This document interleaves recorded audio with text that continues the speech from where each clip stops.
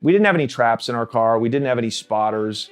At the end, we did, when we had enough resources to start hiring people to make the drive ourselves.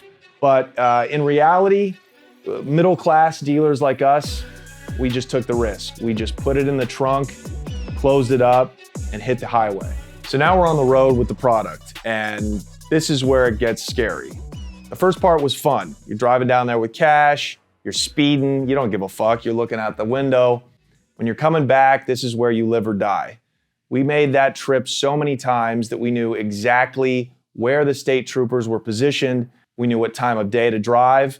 We loved driving in bad weather. We loved thunderstorms and rain. There's a lot of rain in the Northwest. Those are the ideal times to traffic drugs on the highway because cops are just humans. They don't want to pull people over and get out of their car and get soaking wet. They'd rather be sitting back, drinking coffee, getting blown by some truck stop hooker, So every dealer has their different methods, but of course the spotter car is a classic way to transport drugs on the highway. Some big dealers would have the work in a U-Haul truck or maybe stashed in like a larger size vehicle. They would then have a spotter car in front and one in back. I knew one trafficker, his entire job was to be the front spotter car for guys who were usually moving hundreds of pounds in the main car. And if he saw a state trooper coming up or he got one on his radar, his whole job was to not just speed ahead and get that trooper to pull him over, he would actually cause an accident. He would go so far as to cause an accident on the highway, distracting a state trooper and other state troopers that might have been close by, bringing all of the authorities in the area to that wreck, and then the car with the product would just slowly cruise by. So that's the point of having a spotter car. So the cartels have vast networks of people who are willing to smuggle drugs for them. They pay long-haul truckers to stash heroin and meth and cocaine into the cabins of their big rig trucks. You can't really do that with weed. Weed is very bulky, right? A kilogram of coke is the size of a school book at most, but a fluffy pound of weed in a turkey bag is like 3 footballs put together. So it's the most difficult thing to traffic, and it smells, it reeks. I actually knew people connected with the cartel who would fly private planes up from California to Oregon with ecstasy and coke and meth. So that does happen, but for the majority of people like us, it was mostly DIY. Now at the very end, I was able to pay some trusted guys from the neighborhood who needed to get paid to drive down and pick it up and bring it back for us.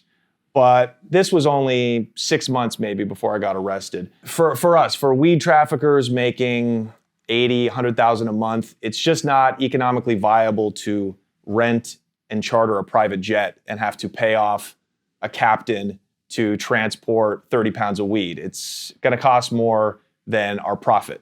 So you have to hit the highway with it for the majority of dealers. So these are like our drug smuggling guidelines. We always tried to move at night.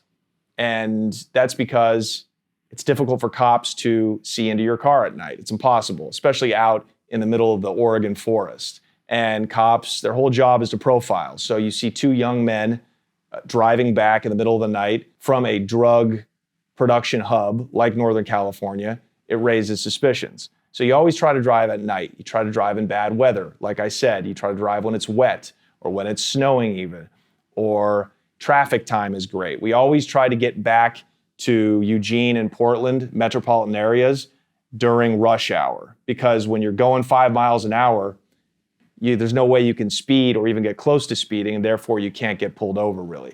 So we would purchase cars, middle-class cars, vehicles that fit in with the Northwest.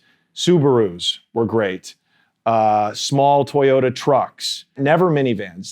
Those are mother soccer mom vehicles. There's no reason that 2 young men should be driving that. And of course, never SUVs. Those are too flashy, right? So middle-class cars, Subarus, Hondas, things that are sporty vehicles. Sometimes if it was in the middle of the winter, we would put snowboards or skis on a rack and put them on top of the car. So if I get pulled over coming north, I can tell the officer, oh, hey, I was coming back from Shasta, having a ski weekend.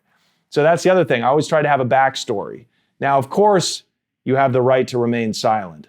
But the minute you tell a cop, I have the right to remain silent, that's the minute he is going to bring a drug-sniffing dog out, and you really are going to have to remain silent and get a lawyer. So the idea was, if you did get pulled over, was to always have a very quick, believable backstory, right? And it helps to be white, let's face it.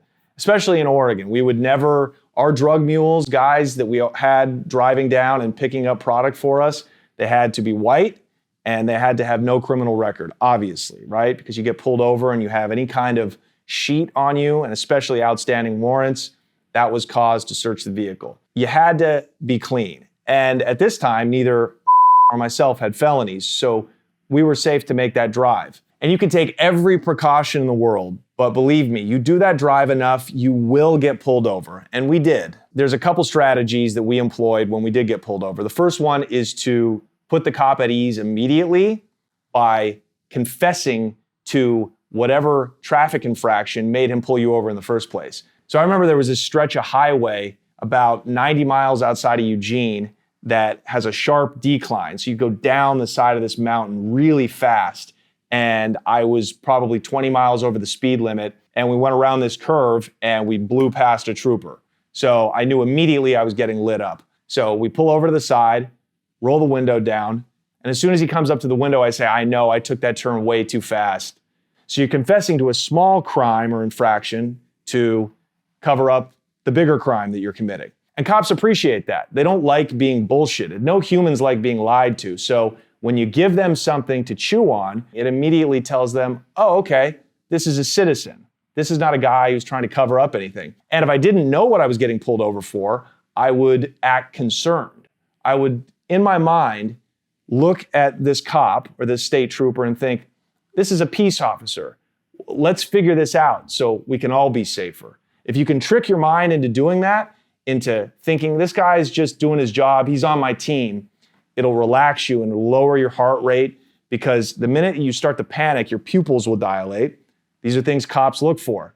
And you'll be shaking and you'll forget your story, and it'll get the cop, it'll get his wheels spinning, and they love that.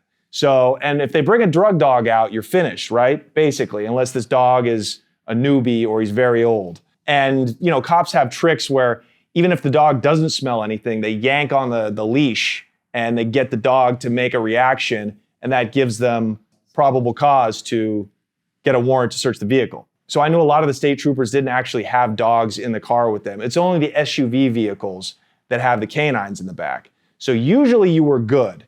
As long as you could get the first cop who pulled you over to not call up his homeboy for a secondary search, you knew you were probably going to be okay. Hey guys, if you like that video, be sure to check out the full-length episode right here. All right, we'll see you later.